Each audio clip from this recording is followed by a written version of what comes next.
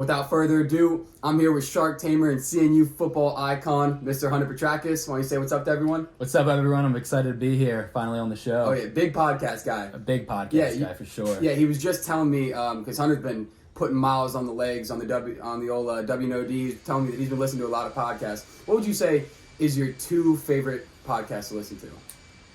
Joe Rogan, definitely a classic. I like Bussin' with the Boys. I don't know if anyone, have you heard of him, Mike?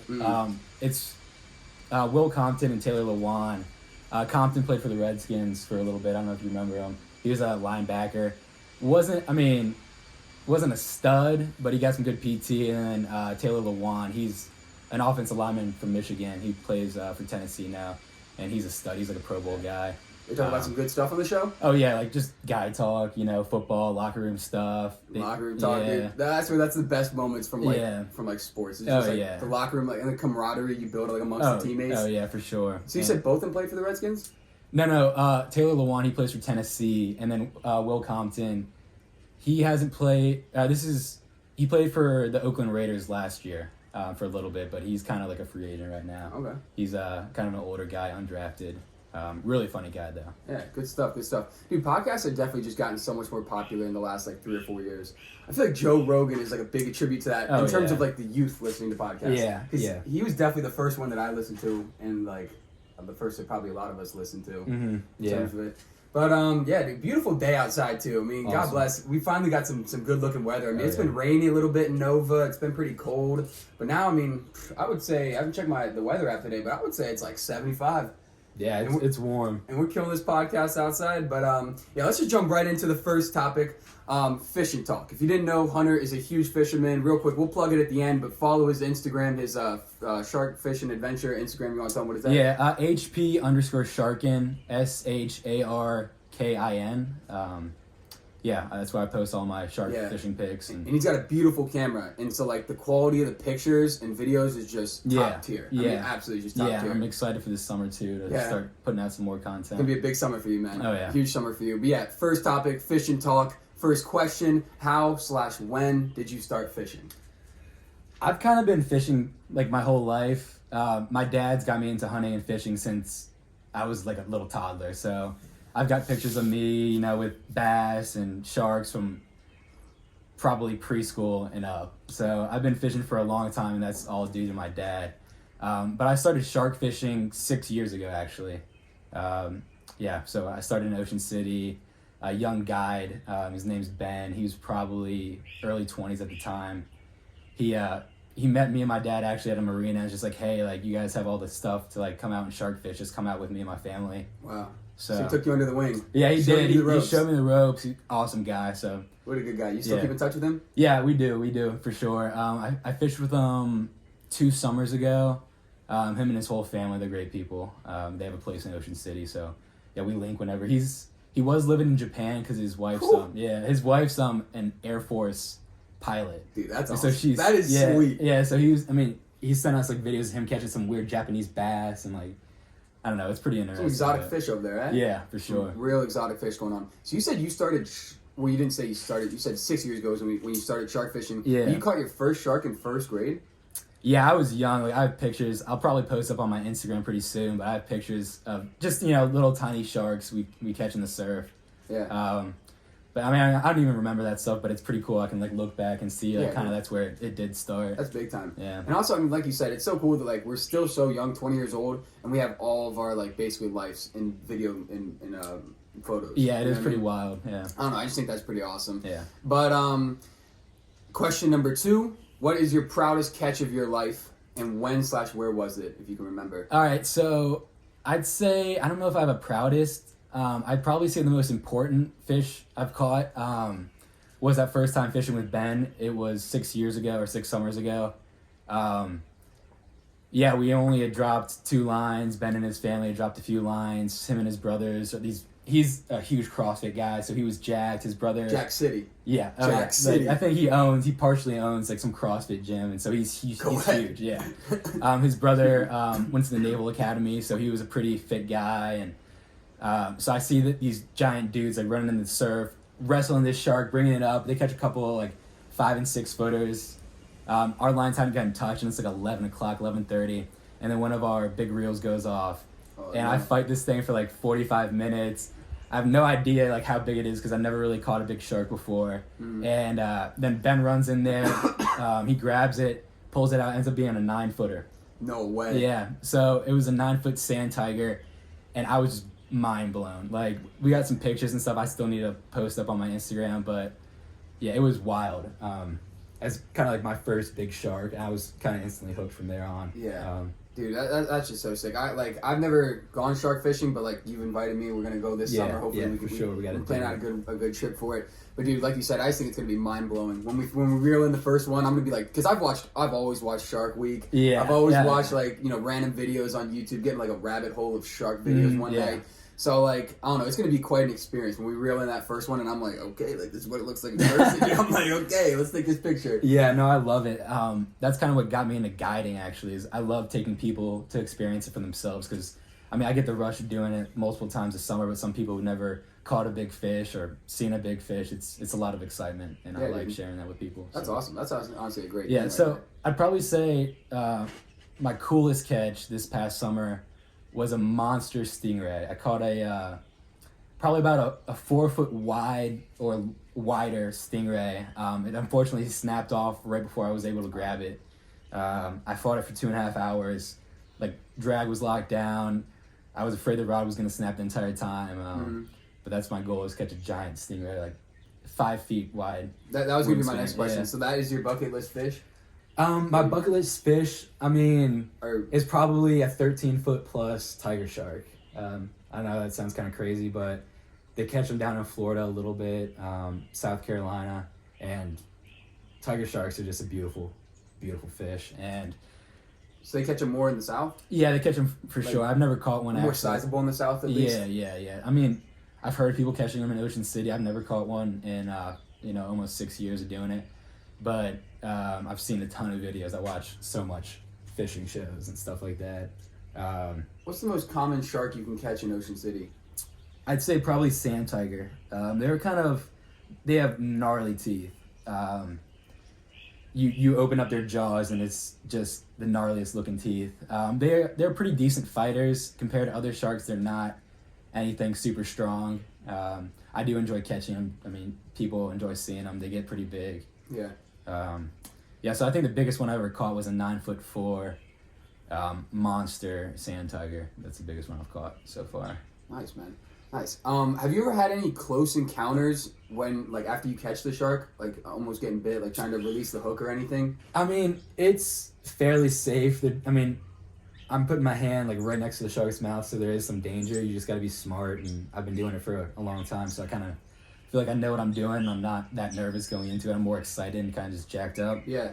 But one close encounter I kind of had, I guess, I dropped my pliers and I was just trying to wiggle out the hook using my hand, and my pliers got washed away with a wave, and my hand slipped and I accidentally cut my hand on the shark's mouth. But I mean, it was all fine. I didn't even feel it. Too much adrenaline. Yeah, too much adrenaline. Dude, I like that. I mean, that's just awesome, man. Honestly, like that's just So I mean, it's very safe. Like I trust like other people besides me, like holding the mouth open. There's no danger. Yeah. I mean, I shouldn't say that. I mean, knock on wood, like nothing's gonna happen. But I mean, like your experience with it, and you're like, you know what I mean, like you're controlled with it. You're not reckless at all. Yeah, for sure. And I know like smaller sharks, they move a lot quicker on land because out of water they're still normal, I guess. You know, a big shark, the gravity change out of water, it's a lot harder for them to move. So I haven't really had too many close calls at all. So nice, man. Yeah. Nice. Cannot wait for us to get out there. What better person to get out there with than Petrakis, man. HP Sharking. Gotta get the boys out there. It's a good time. Yeah. So. And my last fishing question that I have for you is, how did you get the idea to start HP Shark Surf Adventures? It's always, I mean, I've been doing it for a while, and I always take my friends out. They have a good time, and I've always watched like fishing charters, and I wanted to like work on a boat, but I didn't really know a ton of people in the industry, and so I was like, why don't I just already like kind of do what I love to do and start my own business. And there was nobody guiding at the time in Delaware, so it was kind of like a big risk. It was like where do I go to get licensed? Where do I go to get insurance? How do I set up a waiver, so like a liability waiver? And my dad helped me out a lot with that. Yeah. Shout out Chris Petrakis. Yeah. Shout out your whole family. Oh yeah. Shout out my dad. Shout out Nick. Shout out Taylor. Yeah. Shout out your mom. Yeah. Shout out everyone. Yeah. Great family. So yeah, that was pretty scary. I didn't have really any clients. I spent like easily over $1,000 in licenses, and insurance and gear, and I didn't have any business going into the summer, but I ended up, I think, having over 16 paid trips. Yeah, so that was pretty nice. That is a lot. Yeah. It's only going to keep growing because Yeah, no, I've already had like more than 5 people from last summer like reach back out to me, and I haven't even like because all this Corona stuff's going on. I haven't reached out to that many people, and people are excited to come back, which I'm excited about. Do you get a lot of new clients through recommendations from your previous clients? Yeah, I did get a couple. There's a website called Fishing Booker. If you guys want to kind of check out like the prices and more about my business, you can go to fishingbooker.com. Just type in fishing in Delaware, and I should be one of the top people actually. Let's go. Pop up. So yeah, turn up. Yeah, man. So yeah, that's just so awesome, and like very entrepreneurial of you. Is that yeah, the word used yeah. Just like your dad. I mean, your dad. Just like my dad. Yeah. Honestly, he's. I remember. Yeah, your dad used to come in at some of our marketing classes at Stonebridge, and he would let me display his company and everything. I mean, yeah. Honestly, I just love your family. Family's awesome. We go back. Our dad and both of our dads almost spilled my coffee. Both of our dads go back. Like I remember some of our AYFL games. Oh yeah. Like they would just be chatting it up for a while. And when I told my dad that you were coming on the podcast, he was like, "Oh man, is Chris gonna be here with us?" I was like, "I mean, probably not, but like I can tell him too." He wishes. He would love to be on the show. Yeah, no. Yeah. Well, I'll definitely do one with him this summer. All 3 of us, get Nick in there, get whoever else. Yeah. Honestly, I mean, because you can put this microphone. There's a couple different settings on it, but right now we're on it where it's just picking up audio on this half and this half, but you can make it like a 360. Gotcha. So like you could have someone over here, someone over here. You just kind of got to sacrifice some quality for it. Yeah. So this is like the best quality setting that you can do it on. Gotcha. But yeah. Now let's jump into a sports update. UFC 249 was this past Saturday, and I don't know, it's kind of unfortunate. My boy Tony Ferguson was not able to get it done. He lost to Justin Gaethje in an absolute war. Lost TKO round 5. Henry Cejudo defeated Dominic Cruz in a TKO round 2.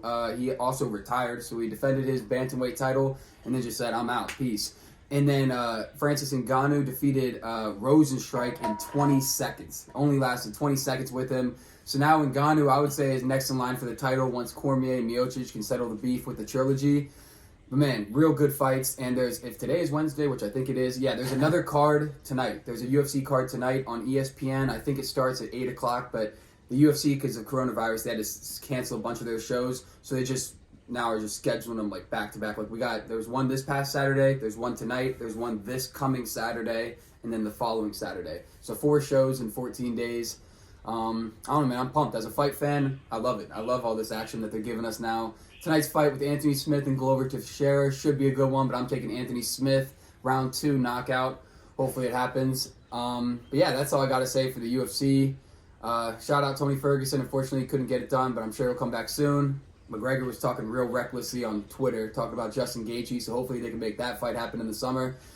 We'll see, though. We'll see. I'm here for anything. Last Dance, episodes 7 and 8 were on Sunday. You said you haven't checked out The Last Dance yet. I haven't. It looks so good. I need to check it out. Yeah, honestly, it's not terrible because, the show's great, but I'm saying it's not terrible you haven't watched it because now you can just binge watch it. Yeah, that's what I plan on doing. Yeah, for sure. Which is definitely, I'm definitely going to binge watch it, straight through again when I finish it. But yeah, the 2 episodes every Sunday, it's awesome, but it just leaves me wanting more. They end at 11 o'clock and I'm like, dude, I could literally just sit here until 3 o'clock in the morning watching this. It's just so well put together. Yeah, I'm sure.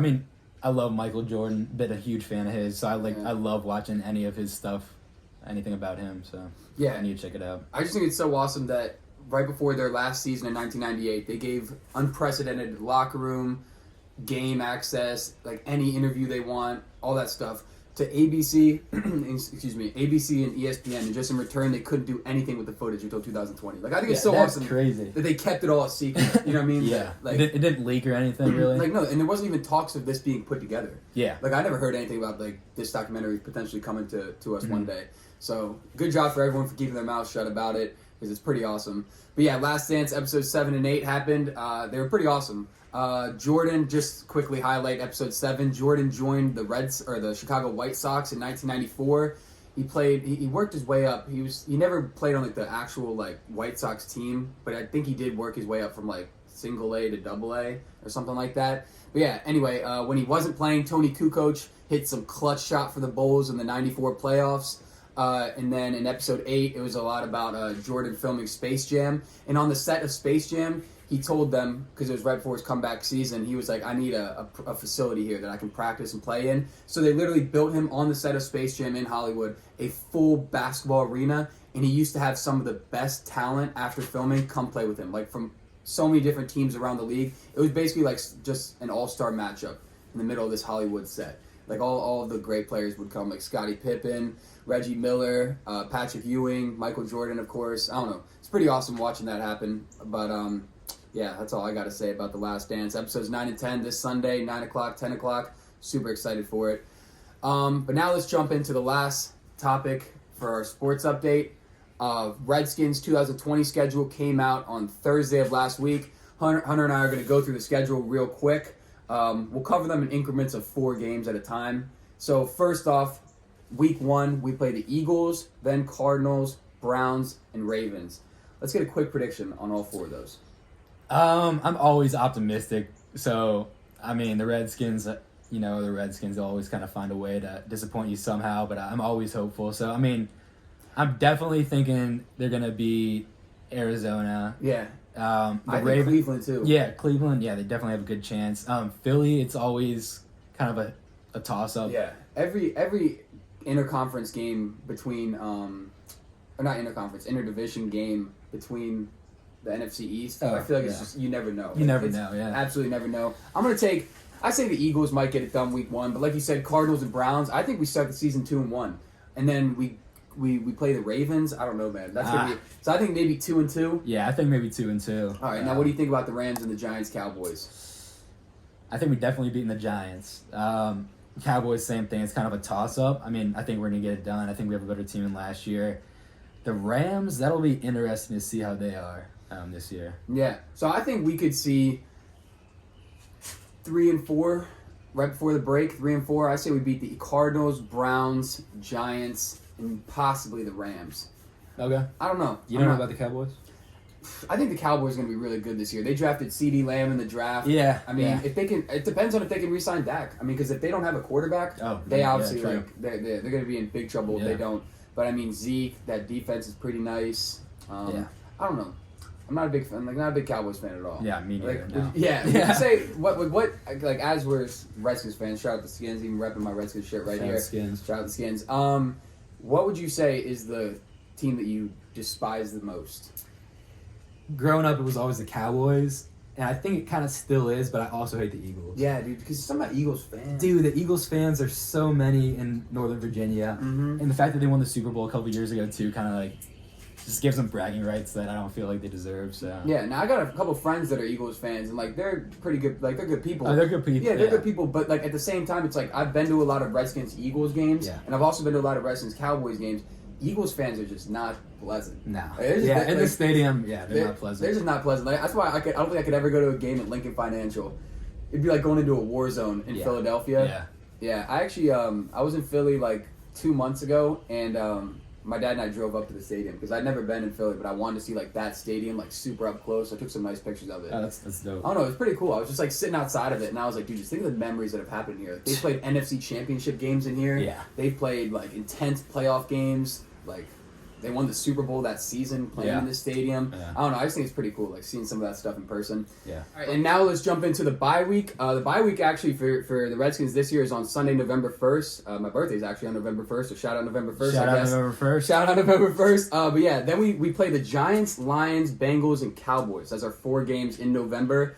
I think 3 of those are extremely winnable. We got the Giants, Lions, and Bengals. What do you think about those? I think those are all very winnable games. I think those are all very winnable. I mean, Joey Burrow with Cincinnati, that'll be interesting to see how his season turns out. How do you think Joe Burrow is going to be? Like, do you think he's going to be an elite quarterback eventually one day in the NFL? I do. I think if he has the right team around him, for sure. I mean, done. his senior year was ridiculous. I mean, unlike kind of any other quarterback Yeah. Now, what do you think about like Tua? You think Tua's going to eventually be able to like overcome some of his injuries and be a force? I hope. I mean, injuries suck, so I'd hate to see him lose a great career because of injuries. So yeah, dude, the whole dynamic of the NFL and just like sports in general is just so crazy. Like I feel like everyone is so young now. Oh, like yeah. like the NBA, it's like a really young league, and like watching the Last Dance documentary, you see like how old the league is. Like a lot of those guys are in like their 9th year, 10th year, 12th year.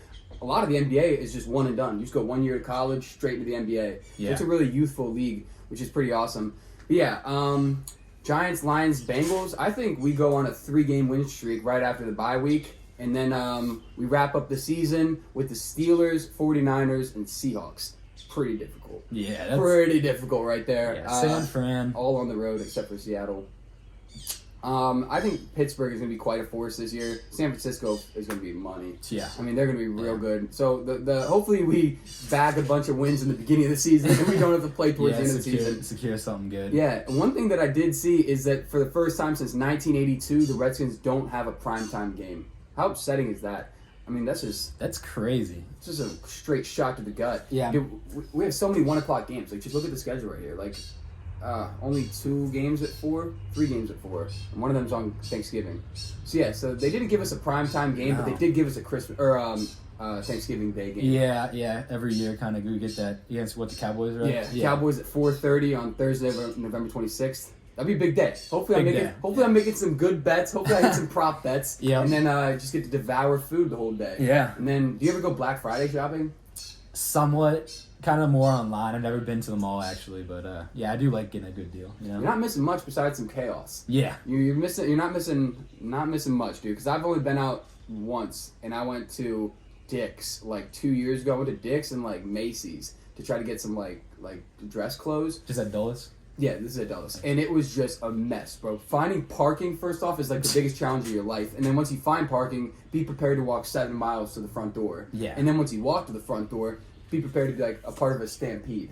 And it's not enjoyable, dude. No, like, I can only imagine. Yeah, dude, like when I shop, I like to like take my time, really like analyze everything. Yeah. You don't have time for that on Black Friday. You just don't have time. And then you finally find what you want to get and then wait in line for 7 months. Yeah. So, I don't know, man. Black Friday, like you said, good thing Cyber Monday is not long after Black Friday. Yeah. Because that is way more enjoyable. But yeah, Redskins schedule, 2020. First time without a primetime game since 82. Don't like that, but optimistic about the schedule, like you said. I'm always optimistic about the Redskins. But now let's jump into some football questions. Since I said, if you guys didn't hear at the beginning of the show, Hunter plays football at CNU. What is your best moment you've had from football so far? I don't know if there's like a best moment. I mean, I'd probably say at the end of my freshman year, we beat Wesley, who was a really good kind of powerhouse team. Mm-hmm. And that was our last game, like senior night. And we kind of like went crazy in like the locker room after, just like being guys. Real energetic? Yeah, real energetic. It was a really good season. So that was great to see and great to be a part of. But I'd say, I mean, just all the time you spend with your teammates, your brothers, from the 5:30 lifts and runs to, Saturday night at 2 o'clock in the morning. I mean, you're just around your boys. Yeah, putting in that work together too. Yeah. So everyone's going through it. Yeah. But yeah, man, you made some good friends too, because you brought some of them to a couple hangouts that you've had at your house, a couple bonfires here and there. Yeah. Cool dudes. Yeah, shout out Adam and Nick. Shout out Adam and Nick, man. Yeah, the boys. They're from Arlington, so it's not too far. Those are my roommates. Shout out Alec, he's another one of my roommates. And then, Nate, he came to Tech. He came to Tech. Yeah, Nate's a cool dude. Big investing guy. Big investing guy. If you want to have a podcast talking about investments, have him on. Yeah, I'd love to do a podcast with him. Yeah. Cool dude. I remember all of us got along really well. Yeah. We're all good people. Yeah, of course. So. Let's now football question number 2. We played AYFL together. We never played on the same team, but we played against each other a bunch. But your favorite moment from an AYFL game or like a highlight play that you have that you remember? So I didn't play like running back or quarterback, or I played like tight end and linebacker. So I mean, highlights would probably be my favorite thing was hitting a running back like in the backfield. Like if I got on just a blitz, blowing up the line. Yeah, just blowing up a running back in the backfield. I remember that was kind of like my favorite thing in AYFL. Dude, there were some athletes out there on the field at a young age. Yeah, there were. At a young age, like remember that kid Spalding? That I can't even remember his first name, but I know his last name is Spalding. Was it Dylan? Yeah, it was Dylan. Okay. It was Dylan. Yeah, Dylan Spalding. I remember that kid was a freak Yeah. on the field. I remember, I think it was like 6th or 7th grade. I was playing tight end, and he was playing D end, Oh, and I had to no. block him. No. It was a long day. Yeah, dude, I played But, tight end too, yeah. and I would just get blown up sometimes. Yeah. I mean, playing tight end in AYFL is really not that fun because you're maybe throwing the ball twice a game. Yeah. 3 times a game. Like, I might have gotten like 2 targets, 3 targets the whole season. And Yeah. it's like, all right, your quarterback is like probably going to run it, or like he's going to get out of the pocket and maybe just chuck it up there. So, yeah. yeah, not a lot of action at a Dude, tight end. you but- know who Brian Bocci is? Yeah. Dude, I love, yeah. This I miss kid, that guy. this kid tweeted no, it wasn't yesterday. It was like 4 or 5 days ago. He was like, "I really missed the AYFL games when you knew you were playing the Hurricanes that weekend." And the Hurricanes was my team, and he was on like the team that won the championship. Yeah. I remember their team was pretty nice. They were so stacked, dude. But it made no sense because my team in B League was literally the exact same team, and we were like the 3rd best team in the league, like record-wise, 3rd best team. We literally kept the same team going up to A League, like Mr. Shanley Yeah, drafted pretty the high. exact same team. Then next season, we win 1 game. Like, it made no sense how we were literally the best team in Yeah. B League and then the absolute worst team in A League. Hey man, that's how the cookie crumbles. Yeah, I mean, I was That's never how they never that on that good of a team in AYFL. Shout out the Rams. But shout out the Rams, yeah. Coach Mike, shout out Coach Mike, Coach Johnson, yeah. Shout out the boys. I played with Todd, Kyle, Tyrese, DT, Eric Frames, like all those guys since like 6th grade. Yeah. All the way throughout high school. So Yeah, I used to come to a lot of your games. Like I would stay after for a lot of them. 'Cause yeah. I mean, we're all close and. Yeah, I remember one time DT just mossed this kid. You were playing on the top field at Belmont, which is now probably like Riverside or something. Yeah. But dude, I just remember he mossed this kid so brutally. It was disgusting. Oh yeah, he was an It athlete back disgusting. then, and Yeah, man, he was. I mean, the kid was dominant at Stonebridge too. Yeah. But yeah, since we're talking about youth sports, what is your favorite halftime snack at a youth sports game as a kid? It could be any sport. You played soccer, basketball, or whatever. yeah, I'd probably say oranges. You ever have oranges? Yeah, it's orange slices. Yeah, hydrates you, tastes good. Get some sugar in Real you. light in you. Yeah, Dude. real light. It was the best when the mom or the dad at the time would like bring out like Capri Suns or like mini Gatorades. Oh yeah, It was the yeah, best. those were the best. It was man. the best. And then you also had those like cheap parents every now and then. They would just get you like a pack of crackers or something. And you're like, what's Some going on? Cheez-Its. I mean, Yeah, like, they're good, but yeah, like, yeah, yeah. they're good for sure. No, yeah, Cheez-Its I don't mind, but sometimes you'd be getting that like off-brand, great value pack of 4 crackers. Yeah, And you're like, I'm not sure if I want my this. mouth is so dry. Right My now. mouth is fairly dry. Yeah, I would definitely agree with you and say some fruit. Because I remember sometimes we got bougie on my sidelines and we'd get like not orange slices, like watermelon slices or something like that. Like something real Yeah, outlandish. yeah, that's good. Yeah. I love fruit. I Honestly, still, yeah, halftime in college, I'll probably eat like a Cliff Bar and like an apple or something. I mean, because if we play at 1 o'clock, we eat breakfast at 8. I don't have any food in me till after the game, so I Yeah. get pretty lightheaded if I don't. You drink, or not drink, do you eat like the regular Cliff Bars or do you ever try the kids' Cliff Bars? Because the kids' Cliff Bars, in my opinion, taste a whole lot Oh really? better. I didn't know those were a thing. I just had the regular ones. So. Yeah. No, the regular ones are like, they're like more like squares, and then the other ones are kind of like in the shape of a granola bar. It's like skinny and long.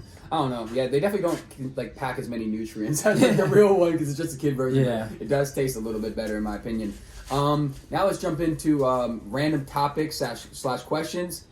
His brother, Nick Petrakis, hit him up on YouTube right now. Nick Petrakis, country music. I mean, you don't have to type in country music. Just look up Nick Petrakis. Yeah. But he posted his own song that he wrote and, of course, sang. And put it on camera and put it on YouTube. Yeah. The other day. Awesome. That is honestly so Yeah, awesome. Appreciate it. Yeah, dude. And he's great with it. He's good. Yeah, it's new. His original's called Go. I'm sure you can just like find it on YouTube or follow his Instagram. Nick Petrakis music or something like that. I probably should know that, but yeah, he's posting out a lot of music. I'm really, really happy for him. Really proud of him. Yeah, dude. That's something I see him do all the time, and I know he works hard on it. So That's what I'm saying. That's why I texted him and I was like, man, just keep up the grind. I was like, just keep doing whatever you want to do. Like, yeah, no, he does put in work too, and he's really passionate about it. So I'm all for it. That's You right. know, I'm That's all awesome. for it. If you want to post your passion on Instagram or make an account or start something new, like I'm all for it, man. Yeah, good for him, So- though. Being a leader. And he's so young, too. I mean, like, He all of is, us are pretty yeah. young, but Yeah. he's only, like, what, barely 18, probably? And he's already He's not making even music? 18. Yeah, Not he's even 18. He's going to South Carolina as a freshman next year. So That's awesome. Shout out that. Yeah. Yeah, that's going to be real nice. I hope you'll probably be happy to visit him. Yeah. Down No, there. I'll definitely visit him. Now, how far is, because Taylor goes to ECU, how far is ECU from South Carolina? That's a good question. That is a good question. She's only 2 hours from CNU, or like maybe 2.5. Oh, that's So not bad. yeah, I visit her. It's a good time there for sure. Yeah. So you're going to have to visit Nick, dude, I'm gonna have to come along for that. Up on the way to Radford, because Radford's just planted in Southern Virginia, so I'm like not far from Tennessee. I'm not far from South Carolina. I'm not far from like just about anything. But I don't know, dude. I always just regret like whenever I pass by JMU. Dude, JMU's just so close. Like not that I would want to go to JMU, but like an hour and a half, an hour and 40 minutes. Like that is just such a smooth drive. It is. Like how far is CNU from here? It's about 3 hours, maybe a little bit more. All right. It's not terrible. Yeah, not terrible. It would be nice to be a little closer, I guess. But yeah, but sometimes it's just like you don't want to shove that all in a day. Like going there and then coming oh back yeah, on the no, I same wouldn't. day. Yeah, that is yeah. But I feel like you could do that at JMU every day. You could. Like not every day, of course, but like On a weekend. yeah, you could do it a lot more frequently. A lot more frequently. But yeah, shout out Nick Petrakis. Keep doing your thing, Nick. I'll definitely be listening, as should everyone else that's listening to this. Elon Musk had a kid. Did you hear about this? Elon Musk had a kid like a week ago, and its name is X-A12. Yeah. X-A12. And the ash symbol, I had to find this on Google because of course it's not on my keyboard. Yeah. So I literally just had to type in the ash symbol, or like type in like ash symbol, and then just copy it and then put it in there. So I don't even know what that symbol is. But and then the A12, you listen to Joe Rogan with it, right? So it's like his favorite jet, right? It's his favorite jet, Jet plane. So I mean that's the A12. pretty original. That is pretty original. But yeah, he said his wife came up with the X Ash, and then he came up with the A12. I don't even know like what the nickname's gonna be. Like that's just kind of weird. Ash. I mean, guess. Elon Musk is a weird dude. He's an interesting guy. Interesting is a good word to use. Yeah. Interesting. Definitely different. In a good way, a bad way. I don't know. However you see it, but I mean, yeah, he's a legend, dude. Honestly, like. He's someone that we need in our lifetime to like push us forward through technology. He's pushing so hard, and yeah, we do need somebody like that. It's kind of scary. Like if you listen to the Joe Rogan podcast, like his Neuralink stuff and like all that seems like so far away, but he's kind of talking about it's not. Yeah, dude. Just as far as we think. Just like watching him talk, you can tell he's all over the place. Like you can tell he's thinking about like a bajillion different things. Oh yeah, and he's like problem solving in his head and like coming up with legit stuff. Yeah, man. Shout out Elon Musk. Yeah. Shout out Tesla. Big Tesla guy over here. But that's all I gotta say.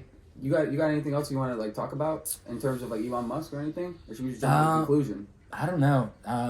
Check him out though. He's a cool guy. My roommate Alec, he's read his book. Elon Musk has a book? He does. Yeah. Wow, I didn't know that. Yeah. I should know that, but I did not. Yeah. No, he has a book. I'm pretty sure he wrote it himself. But yeah, Alec, my roommate, shout out. He read his book. I'm gonna have to check that out. Yeah, that's actually really nice.